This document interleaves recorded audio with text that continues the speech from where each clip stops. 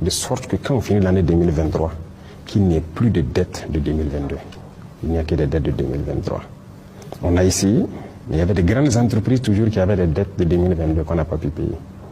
Et petit à petit, je suis ça, en fin d'année, est-ce qu'il y a des dettes de l'année N-1?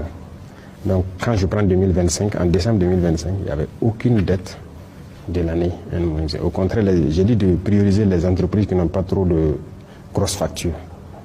Et donc ça, souvent 3 mois, maximum 6 mois, on éponge ça. Donc ce qui veut dire qu'on a quitté un volume de dettes intérieures de plusieurs centaines de milliards qui traînait des années et on a pu rattraper tout aujourd'hui où je parle. Donc il y a de grandes entreprises toujours qui peuvent avoir des factures qui vont durer jusqu'à 6 mois. Ça, bon, on se dit que quand on regarde leur chiffre d'affaires et tout, ils peuvent tourner avec. Mais on fait l'effort pour que les petites entreprises, il n'y ait pas de dettes qui puissent traîner pour les permettre de fonctionner. Donc de gros efforts ont été faits et on continue de suivre ça en tout cas pas à pas. Voilà.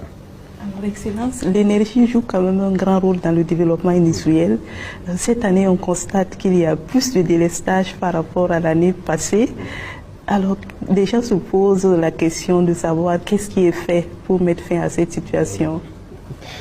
Alors, comme je l'ai dit, la souveraineté énergétique, on vient de très loin.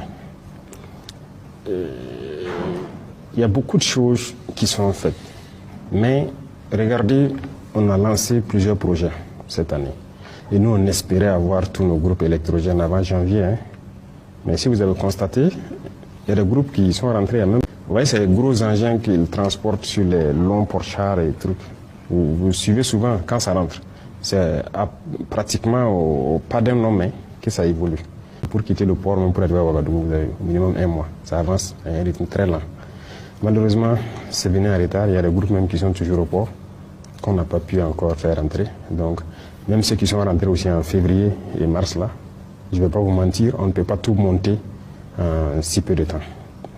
On était trop dépendants. On importait, c'est-à-dire la tendance était l'importation du Ghana et de la Côte d'Ivoire, plus de la moitié de notre énergie. Donc voilà pourquoi on a décidé de construire nos centrales nous-mêmes pour être autonomes. Et ça, c'est en cours. Et là aussi, comme je l'ai dit, il y a beaucoup de choses. Vous savez, des bateaux ont été déviés à un moment donné à cause de certaines situations de conflit.